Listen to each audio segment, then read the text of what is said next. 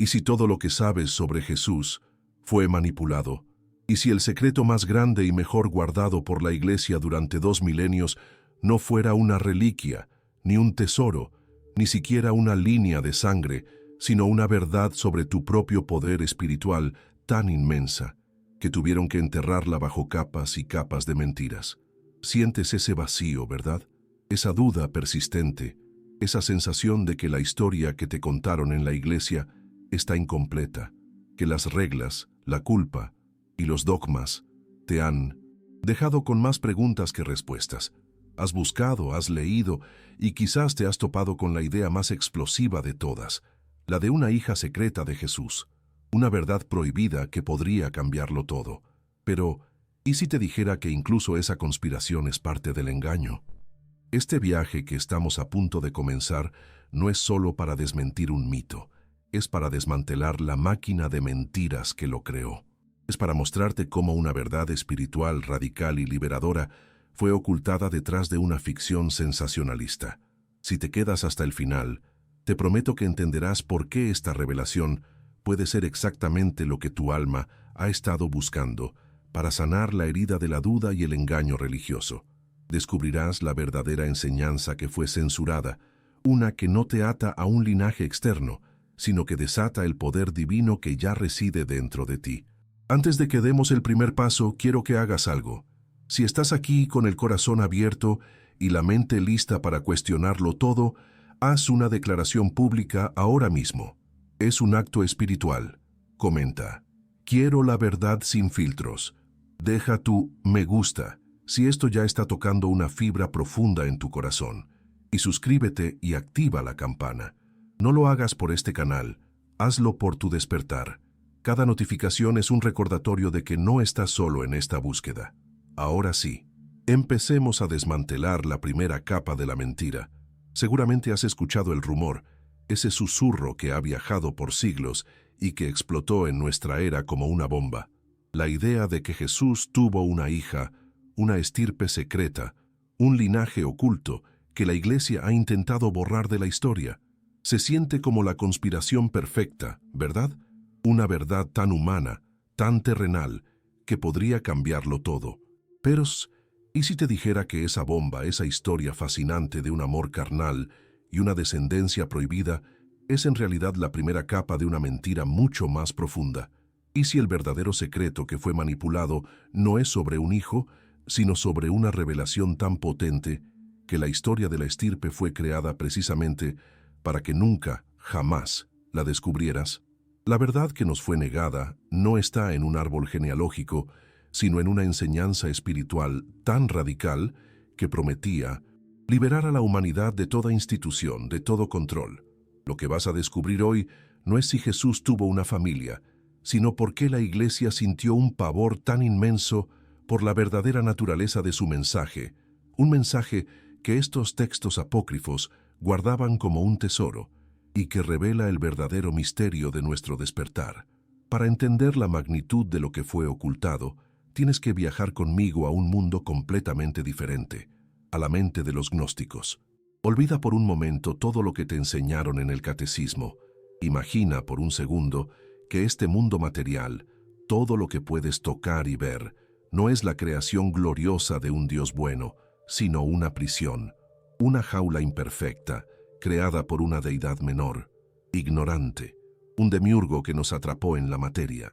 En esta visión, tu cuerpo no es un templo, es una celda, y dentro de ti, en lo más profundo de tu ser, reside una chispa divina, un fragmento del verdadero Dios, un eco del hogar del que fuimos exiliados. La salvación, entonces, no tiene nada que ver con arrepentirse de los pecados. La verdadera salvación es un despertar, es alcanzar la gnosis, un conocimiento directo, una revelación intuitiva que te hace recordar quién eres. Y Jesús, en esta tradición prohibida, no era un cordero que venía a morir por tus culpas, sino un mensajero divino enviado para entregar la llave de esa gnosis, la profecía que te permitiría romper las cadenas de la carne y regresar a la plenitud del Espíritu. ¿Te das cuenta de lo peligroso que era este secreto para la Iglesia? Si tú tienes a Dios adentro, si puedes despertar por ti mismo, ¿para qué necesitas un sacerdote, un obispo o un papa. Y aquí es donde la mentira se vuelve evidente. Ahora hablemos de la supuesta prueba reina, esa que todos citan, el Evangelio de Felipe. Es un texto apócrifo, misterioso, casi etéreo. En él se lee que María Magdalena era la compañera de Jesús y que él la besaba a menudo, provocando los celos de los otros discípulos. Para nuestra mente moderna, entrenada para verlo todo a través del lente del romance y la sexualidad, el caso parece cerrado. Claro, eran amantes, pero eso es exactamente lo que querían que pensaras. Es la interpretación más simple, más burda, y la perfecta cortina de humo para ocultar la verdad espiritual que se esconde detrás. La palabra usada, koinonos, no significa necesariamente esposa, significa socia, compañera en una misión. Y el beso, el beso no era de carne, era de espíritu. En las tradiciones místicas más profundas, el beso de un maestro a un discípulo elegido era la transmisión directa del conocimiento, el paso del aliento divino, la entrega de la gnosis en su forma más pura. Los discípulos no estaban celosos de un amorío, estaban aterrados y envidiosos porque veían a Jesús entregarle a ella, a una mujer, la revelación más alta, el secreto prohibido que ellos no lograban comprender. El beso que la Iglesia manipuló para venderte una historia de telenovela era en realidad la llave del despertar espiritual. Esta verdad se vuelve aún más innegable cuando abrimos otros textos que fueron brutalmente censurados, como el Evangelio de María Magdalena. Aquí, el conflicto es abierto. Es una guerra por el alma del mensaje de Jesús. El texto la muestra a ella, no a Pedro, como la apóstol principal, la que recibió las enseñanzas secretas y más profundas después de la resurrección. Pedro, representando la mentalidad que luego fundaría la Iglesia patriarcal, la ataca directamente. ¿Nos ha hablado a ella en secreto y no abiertamente? ¿Vamos a volvernos y escucharla todos? ¿La ha preferido a nosotros? ¿Sientes el miedo en sus palabras? No es el miedo de un hombre celoso por una mujer, es el miedo de la estructura, del dogma, de la autoridad masculina, ante la revelación directa y el poder espiritual femenino. Es la batalla entre la religión organizada y la espiritualidad personal. Quizás toda tu vida has cargado con una culpa que no te pertenece, con la sensación de no ser digno, de necesitar siempre a alguien que te diga cómo conectar con lo divino. Esa voz de duda es la voz de Pedro, temerosa de que descubras la verdad que María Magdalena ya sabía, que el poder, la revelación y el reino están dentro de ti. Si sientes en tu alma que es hora de reclamar esa conexión directa, sin pedir permiso, comenta ahora: mi despertar es inevitable. Y por si quedara alguna duda, el golpe final a la mentira de la estirpe física viene de una de las frases más extrañas y manipuladas de todos los textos apócrifos que se encuentra en el Evangelio de Tomás. Ante la misma queja de Pedro de que María no es digna, Jesús pronuncia una profecía desconcertante. Mira, yo mismo la guiaré para hacerla varón, para que ella también pueda convertirse en un espíritu viviente, semejante a vosotros, varones. Porque toda mujer que se haga a sí misma varón entrará en el reino de los cielos. Qué fácil es torcer esto para que suene misógino, pero un gnóstico entendía perfectamente el misterio oculto aquí. Lo femenino era el símbolo de la materia, de la carne, del cuerpo al que estamos atados. Lo masculino simbolizaba el espíritu puro, la conciencia liberada. La promesa de Jesús no era un cambio de sexo, era la máxima promesa espiritual, era la promesa de la trascendencia total, de ayudarla a liberarse de la prisión del cuerpo para convertirse en un ser de pura luz. Este es el verdadero evangelio prohibido, el secreto censurado con más ferocidad. El objetivo no era perpetuar la sangre de Jesús en la tierra, sino escapar de la rueda del nacimiento y la muerte para siempre. Y esta revelación es solo la punta del iceberg, porque lo que la Iglesia y otras fuerzas hicieron después para construir activamente la mentira moderna es aún más perturbador. Si la verdad sobre los textos gnósticos fue el secreto espiritual que la Iglesia enterró, la historia de la hija de Jesús fue la mentira que construyeron encima para asegurarse de que nadie cavara demasiado profundo. Pero esta mentira no es antigua. No nació en las catacumbas de Roma ni en los desiertos de Judea. Nació en un pequeño pueblo francés, y su origen es tan absurdamente mundano que resulta el doble de impactante. Todo comienza con un sacerdote, Bérenger Saunière, y el supuesto tesoro oculto de Rennes-le-Château. La leyenda te pinta a un humilde cura que tropieza con un misterio que podría derrumbar el cristianismo. Pero la verdad, la que se encuentra en los aburridos registros contables y en las actas de su juicio eclesiástico, es mucho menos romántica. Saunière se hizo rico, sí, pero no por encontrar un pergamino prohibido. Su fortuna provenía de un fraude masivo, un tráfico de misas con el que estafó a miles de fieles por toda Europa. El gran secreto oculto no era un tesoro de los templarios, era un simple caso de corrupción. El misterio que la Iglesia quería silenciar no era la estirpe de Jesús, sino la vergonzosa estafa de uno de sus sacerdotes. El mito, la leyenda que conoces, ni siquiera fue creada por él. Fue un acto de desesperación comercial. Décadas más tarde, un hombre llamado Noël Corbu compró la finca del sacerdote y la convirtió en un hotel. ¿El problema? Nadie iba. ¿Su solución? Inventar una historia. Para atraer turistas, Corbu tejió el cuento de que la riqueza de Saunière provenía de un tesoro perdido, de un secreto ancestral. Fue una campaña de marketing, una mentira creada para llenar habitaciones y vender cenas. Y aquí es donde debes hacer una pausa y respirar, porque es crucial que entiendas esto. La conspiración global que ha cautivado a millones y ha generado miles de millones de dólares, la idea de la descendencia de Jesús, tiene sus raíces en una mentira publicitaria para un hotel rural. Pero esta pequeña mentira interesada pronto sería secuestrada por alguien con ambiciones mucho más grandes, un hombre que la convertiría en el motor de su propia y delirante profecía personal. Este fue el verdadero comienzo de la manipulación a gran escala. Y aquí es donde el engaño se vuelve un arte. Entra en escena Pierre Plantard, un personaje fascinante, un dibujante francés con delirios de grandeza que soñaba con ser rey. Plantard no encontró un secreto. Él lo fabricó desde cero en su apartamento. Inventó una sociedad secreta ficticia, el Priorato de Sion, y se autoproclamó el último descendiente de los reyes merovingios, la antigua dinastía de Francia. Para darle credibilidad a su fantasía, se embarcó en una de las mayores estafas intelectuales del siglo XX. Falsificó decenas de documentos, árboles genealógicos y pergaminos, y los plantó secretamente en la Biblioteca Nacional de Francia, creando un rastro de pruebas para que futuros investigadores las encontraran. Fue entonces cuando oyó hablar de la leyenda del hotel de Rennes-le-Château y tuvo una revelación. Unió su mentira personal con la mentira comercial de Corbu. Afirmó que el tesoro que Saunière había encontrado no era oro, sino la prueba de la supervivencia de la línea de sangre merovingia. Una línea de sangre que, convenientemente, terminaba en él. El ego de un solo hombre estaba construyendo las bases de una nueva verdad manipulada.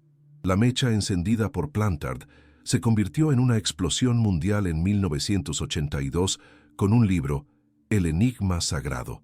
Sus autores, presentándose como periodistas de investigación, cayeron de lleno en la trampa de Plantard. Tomaron sus documentos falsificados como si fueran un evangelio y construyeron su caso sobre ellos, pero añadieron una capa final, el ingrediente que haría que la mentira fuera irresistible para el alma moderna. Teorizaron que la línea de sangre merovingia, esa que Plantard había inventado para coronarse a sí mismo, no solo era real, sino que descendía directamente de un hijo de Jesús y María Magdalena. Este fue el momento exacto en que nació el mito que conocemos hoy. No fue una revelación desenterrada de las arenas del tiempo. Fue una teoría de un libro de no ficción de 1982, basada en los delirios de un estafador francés de los años 60, quien a su vez se basó en la publicidad de un hotelero de los años 50. La verdad prohibida que te vendieron es, en realidad, un fraude con menos de 60 años de antigüedad. Y entonces, el fenómeno se volvió imparable. El novelista Dan Brown tomó la tesis de El Enigma Sagrado y la convirtió en el thriller que todos conocemos, El Código da Vinci, y lo hizo de forma tan brillante que incluyó una página al principio titulada Hechos, afirmando que el Priorato de Sion era real y que todos los documentos eran auténticos. Para millones de personas, esto ya no era ficción, era una revelación. Lo más irónico de todo es que los autores del libro original demandaron a Dan Brown por plagio. ¿Y qué ocurrió en el juicio? Que se desmoronó todo el misterio. Bajo juramento, quedó documentado para siempre el linaje de la idea, no desde la Tierra Santa hasta Francia, sino desde el libro de 1982 hasta la novela de 2003. La Corte demostró que no había ningún secreto oculto, ninguna conspiración de la Iglesia, solo una idea, pasada de un autor a otro. Pero esta verdad documentada ya no importaba. La máquina de crear mitos estaba en marcha, y el mundo no quería que parase. Y esto fue apenas el comienzo, porque cuando la ficción ya no era suficiente, alguien intentó crear la prueba física. La máquina de mitos moderna ya estaba creada, la ficción estaba escrita, pero faltaba algo. Faltaba el objeto físico, el artefacto sagrado, la prueba irrefutable que pudiera silenciar a todos los escépticos. Y en 2012, por un instante, el mundo creyó que la había encontrado. Imagina la escena. Una prestigiosa conferencia en Roma. Una profesora de la Escuela de Teología de Harvard sube al estrado y anuncia el descubrimiento que podría cambiar la historia. Presenta un pequeño fragmento de papiro antiguo, del tamaño de una tarjeta de visita, escrito en copto, y en su superficie, unas palabras que hicieron temblar los cimientos de 2 milenios de doctrina. Jesús les dijo: mi esposa. La noticia explotó. Fue una bomba atómica mediática. Por un momento, pareció que el mayor secreto de la Iglesia, el misterio más celosamente guardado, ya no estaba oculto. Parecía que la verdad, en su forma más pura y material, había salido a la luz. Para millones, esta era la revelación final, la pieza que faltaba en el rompecabezas, el evangelio prohibido que confirmaba la profecía de la estirpe. Pero mientras los titulares gritaban y el mundo celebraba esta supuesta victoria sobre la historia oficial, en los silenciosos despachos de los verdaderos expertos sonaron todas las alarmas. Los especialistas en papiros y lenguas antiguas, aquellos que han dedicado su vida a estudiar estos artefactos, miraron el fragmento y sintieron un profundo escalofrío de duda. La primera y más grande bandera roja era su origen. ¿De dónde venía? La respuesta fue vaga: de un coleccionista anónimo. En el mundo de la arqueología, anónimo es casi sinónimo de sospechoso. Luego vinieron los problemas físicos, las pistas que delataban al culpable. La escritura era torpe, extrañamente infantil, no la caligrafía de un escriba entrenado. La tinta se acumulaba en los bordes de las fibras del papiro, de una forma que no era natural. Había errores gramaticales que un hablante nativo de copto jamás cometería. El sueño de un nuevo texto apócrifo, de una nueva verdad revelada, empezaba a oler a fraude. La verdad espiritual que había sido manipulada durante siglos estaba a punto de ver cómo una nueva mentira, esta vez física, intentaba suplantarla. El silencio terminó. La verdad acaba de salir a la luz. Y entonces llegó el golpe de gracia. La prueba definitiva e irrefutable, un momento de genialidad detectivesca que solo podría ocurrir en el siglo XXI. Los académicos empezaron a analizar el texto no como una obra original, sino como un rompecabezas, y descubrieron que no era original en absoluto, era un mosaico, un burdo corta y pega de frases extraídas directamente de otro texto gnóstico bien conocido, el Evangelio de Tomás. El falsificador había sido perezoso, pero la clave que resolvió el misterio fue aún más increíble. Unos investigadores, con una paciencia infinita, encontraron el archivo exacto del que el falsificador había copiado.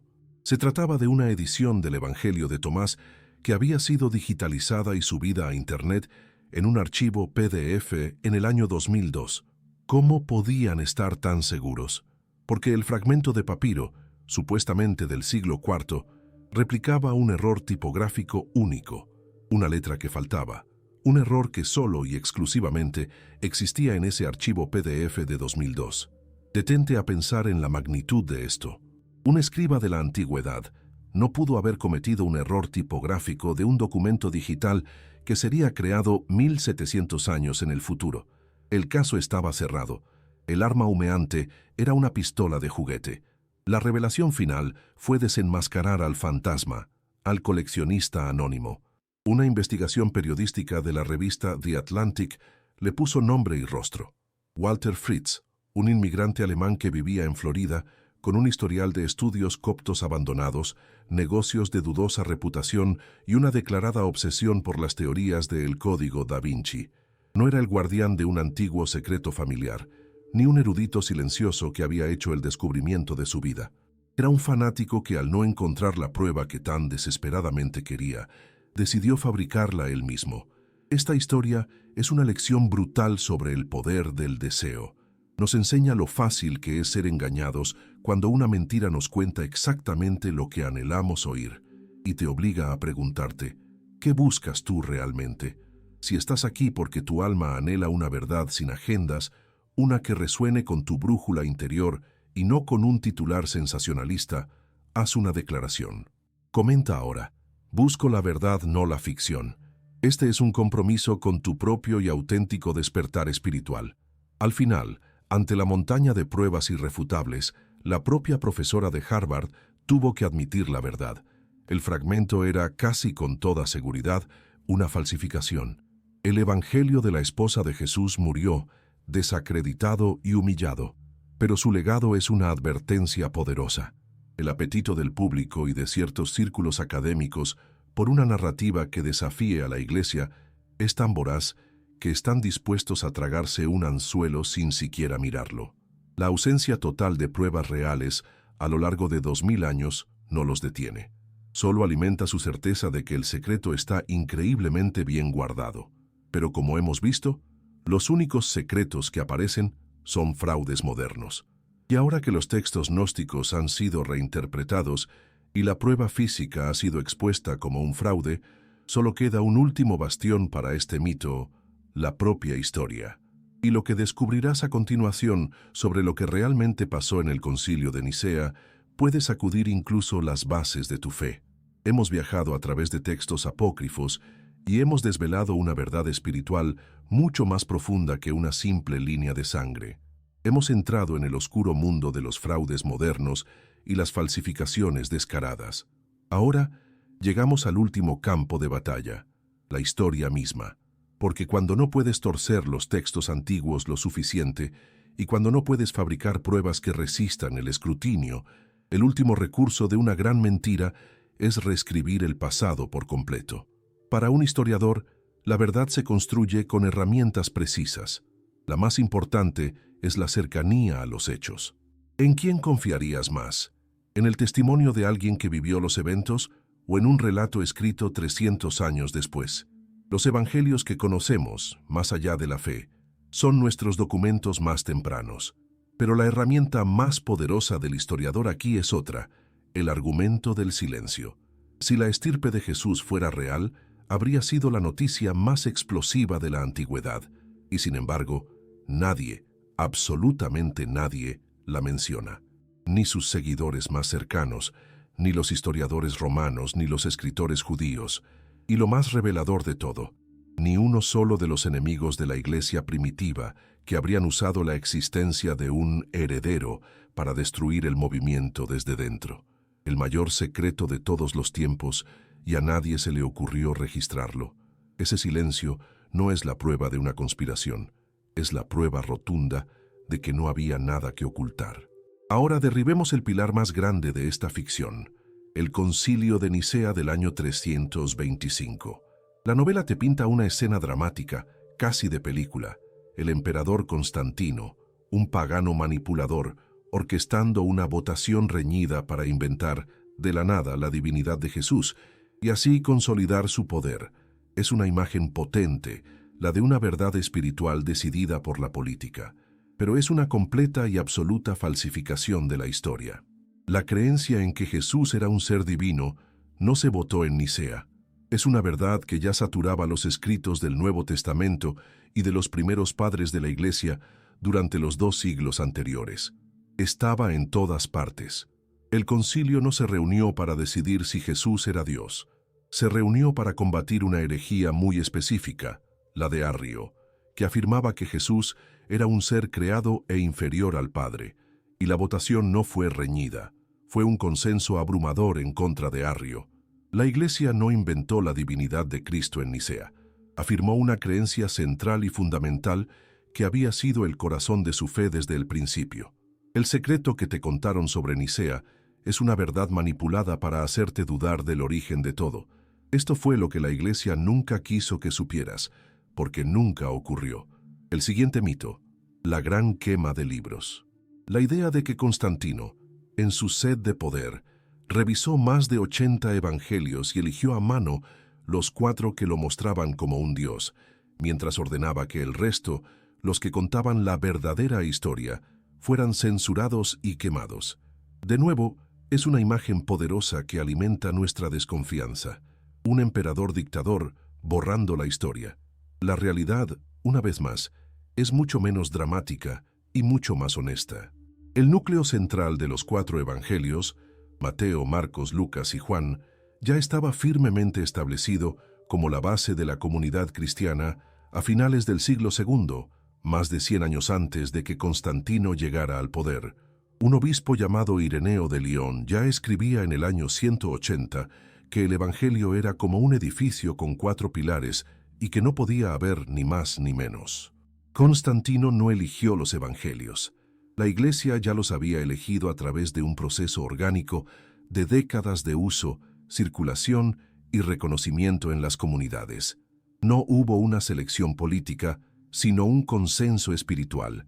La idea de una gran biblioteca de textos prohibidos y quemados es una fantasía para justificar la creencia en un secreto oculto que nunca existió. Y llegamos al corazón del mito moderno, el femenino sagrado y el papel de María Magdalena. La teoría es seductora.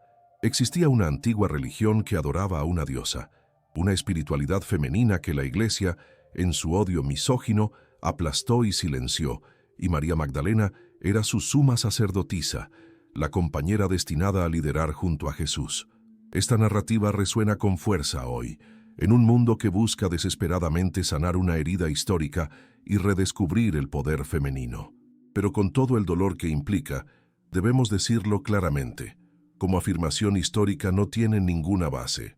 No hay un solo texto antiguo, ni canónico, ni apócrifo, ni pagano, que vincule a María Magdalena con una diosa, con el femenino sagrado, o que la nombre como esposa de Jesús. La verdad es que su figura ha sido manipulada por todos los bandos. Siglos después, la Iglesia occidental la convirtió en una prostituta arrepentida. Y ahora, nuestra era la ha convertido en una diosa y una reina. Ambas son ficciones proyectadas sobre una mujer cuyo verdadero y poderoso papel como discípula principal fue borrado, no por el secreto de su matrimonio, sino por estas mismas invenciones. Así que aquí estamos. El priorato de Sion, un engaño de un estafador del siglo XX. Los manuscritos del Mar Muerto, textos judíos que ni siquiera mencionan a Jesús. El Concilio de Nicea, una reunión teológica, no una conspiración política. La elección de los evangelios, un proceso histórico, no un decreto imperial. Cada uno de los hechos en los que se basa la teoría de la estirpe se derrumba bajo el más mínimo peso de la evidencia real. El veredicto del historiador es unánime e implacable. La estirpe sagrada es un mito, una ficción, una novela. Pero si esto es tan evidentemente falso, ¿por qué se siente tan real para tantos? ¿Por qué esta historia en particular se niega a morir? Este, y no otro, es el verdadero misterio.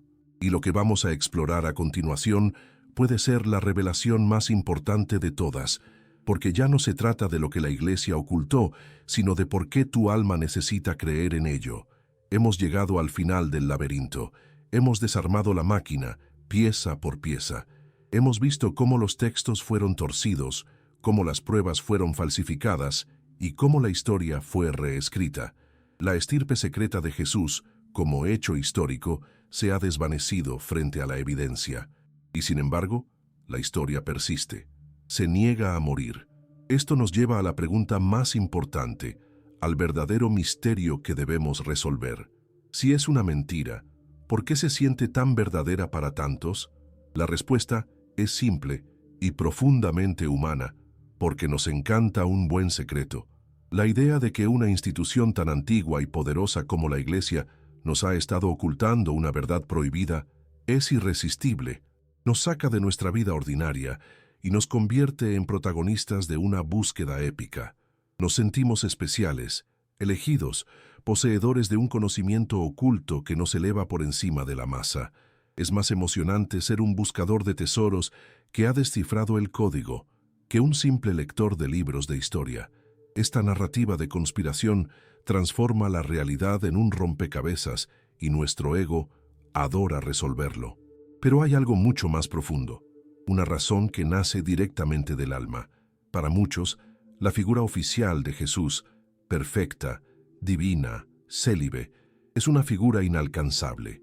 Es un ideal tan elevado que nos hace sentir pequeños e imperfectos.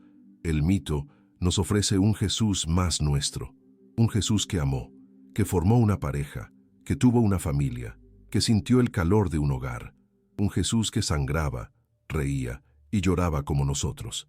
Y luego está ella, María Magdalena. La leyenda la arranca de las sombras a las que fue condenada y la pone en el centro, no solo como apóstol, sino como la portadora del legado sagrado, como la personificación del divino femenino que fue brutalmente censurado. Esta historia es un bálsamo para una herida espiritual que llevamos abierta durante siglos. Es un intento desesperado y hermoso de nuestro inconsciente colectivo por sanar el desequilibrio, por restaurar a la mujer a su lugar sagrado junto al hombre, por encontrar una espiritualidad más completa y balanceada. El anhelo por esta verdad es genuino, incluso si la historia en la que se apoya no lo es. Y aquí es donde el anhelo se convierte en un producto. No podemos ser ingenuos. La razón principal por la que este mito sigue vivo y coleando en el siglo XXI es porque es obscenamente rentable. Es una industria multimillonaria. El éxito de El Código Da Vinci no fue un evento aislado, fue el Big Bang que creó todo un universo de productos, libros decodificadores, documentales con música dramática, especiales de televisión, debates interminables entre expertos que mantienen la controversia viva, y los medios son cómplices. Al tratar una ficción demostrablemente falsa como un debate legítimo entre dos lados, le otorgan una credibilidad que no merece, porque la controversia genera audiencias y la audiencia genera dinero. La propia batalla, los intentos de la Iglesia por desmentirlo, todo funciona como publicidad gratuita. La revelación más cínica de todas es esta. El secreto para mantener vivo un mito no es la evidencia, sino el conflicto. Mientras la lucha continúe, el negocio prospera, y la verdad prohibida sigue siendo un producto de primera necesidad en el supermercado de la espiritualidad. Y el dinero no solo fluye a través de los medios, ha transformado el mundo físico. La ficción se ha hecho piedra. Lugares que antes eran simples puntos en un mapa histórico, como la capilla Roslin en Escocia o el pequeño pueblo de Rennes-le-Château, son ahora destinos de peregrinación global para los fans de la novela. El turismo explota, y esto crea el ciclo de retroalimentación perfecto para solidificar la mentira. Cuando puedes comprar un billete de avión, caminar por los mismos lugares que los personajes, tocar las mismas paredes y sentir el misterio, tu cerebro empieza a confundir la ficción con la realidad.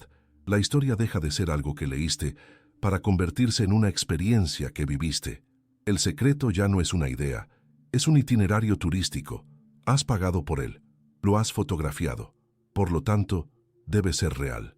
Hemos llegado a un punto en que construimos la realidad física de un mito para poder seguir creyendo en él. Hemos visto cómo las mentiras se visten de verdad por poder, dinero y hasta por un anhelo genuino. Ahora te pregunto a ti, ¿qué verdad busca tu alma? ¿Una que te venden o una que descubres dentro de ti? Si este viaje te ha hecho cuestionar, si ha encendido una llama en tu interior, comenta ahora tu compromiso final. Mi verdad está dentro. Así que aquí estamos, al final del camino.